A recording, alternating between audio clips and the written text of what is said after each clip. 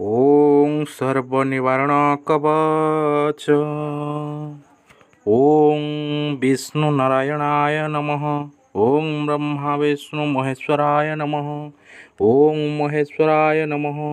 ओं गणेशाय नमः। ओं दुर्गादेवी नमः। ओं लक्ष्मीदेवी नमः। ओं नृसिंह नमः। ओं हनुमते नमः। ओं धवलेश्वराय नमः। जयतु जगन्नाथ जोगी जार न पांति अंत पाप भराय निवार पाए भारत मंडल कमल साई सर्व निवारण कवच कवच सार व्याघ्र भालुं को ये भय न थाई राया दुर देखी डाके भाई सर्व निवारण कवच कवच सार मोर सह परिवार को कुदृष्टि पकाउथुवा व्यक्ति को विनाश कर मोर परिवार को भूत प्रेत पिशाच डंकिणी को दुष्टि देउथुवा देवी देवता बाहर कर न बाहरिले विनाश कर मोर परिवार को रक्षा करनीते 7 थर पढ़िवा मासरे चिंतिले शत्रु 3 मासे मोरे थरे जीवे हा पढ़िबु नीति के कही पारिब तोहर गति जंतुपति देखी करई भये किंकर प्राय सर्वदेवताए जेणे जीव तुम्हें भय न थाए राया दूर देखी डाकिव भाई ଯେଉଁ ଜନ ଏକବଚ ପାଠ ଯେ କରିବ ତାର ସଙ୍ଗେ ତାର ପରିବାରକୁ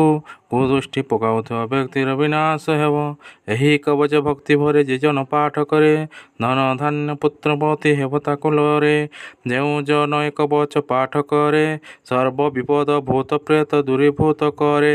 ଯେଉଁ ଜନ ଏକବଚ ପାଠ କରେ ଅପୁତ୍ରିକ ବନ୍ଦେ ସ୍ତ୍ରୀ ପୁତ୍ର ଜାତ କରେ।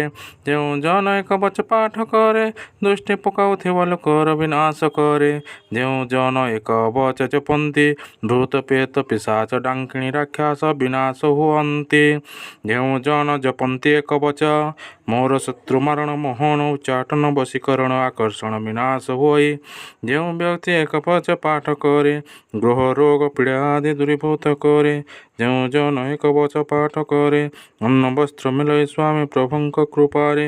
ଯେଉଁ ନର ଏକବଚ ହୃଦେ ପାଠ କରେ ପାଙ୍ଗଣ ପେଷଣ ନଷଣ ଦେବତା ଦୃଷ୍ଟି ନାଶ କରେ। ଯେଉଁ ଲୋକ ଏକବଚ ପାଠ କରେ ବିଦ୍ୱେଷଣ ମୋହନ କଲାୟତୁ ତନ୍ତ୍ର ହୁଏ ବିନାଶ। ଯେଉଁ ଲୋକ ଏକବଚ ମନରେ ଜପିଲେ ସର୍ବପ୍ରକାର ଦୃଷ୍ଟି ପୀଡ଼ା ଦୂରୀଭୂତ କରେ। ତ୍ରିନାଥ ସ୍ୱାମୀ ଜଗତର ସ୍ୱାମୀ ତାଙ୍କ ଦୟା ହେଲେ ସୁଖ ଜୀବନ ଲଭେଇବେ। ସବୁ ପ୍ରକାର ପୀଡ଼ା କରନ୍ତି ବିନାଶ ଅନ୍ଧ ପାଠ କଲ ନୟନ ଭୟିତ ମୁକ ଶୁଣିଲେ କଥା କହିପାରେ ସବୁ ସ୍ୱାମୀର ଦୟାରୁ ମଣିଷ ଦୃଷ୍ଟି ହେଲେ ତ୍ରିନାଥ ସ୍ୱାମୀ ଦୟାରୁ ହୁଏ ବିନାଶ। ଜୟ ଜୟ ତ୍ରିନାଥ ଠାକୁର ହେ ଜଗତ ଈଶ୍ୱର ସର୍ବ ନିବାରଣ କବଚ ପାଠ କରୁଥିବା ବ୍ୟକ୍ତିଙ୍କୁ ଜୟ କର।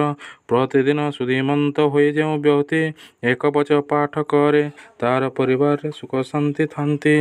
ପ୍ରତିଦିନ ସୁଧୀମନ୍ତ ହୋଇ ଏକ ଥର ପାଠ କର।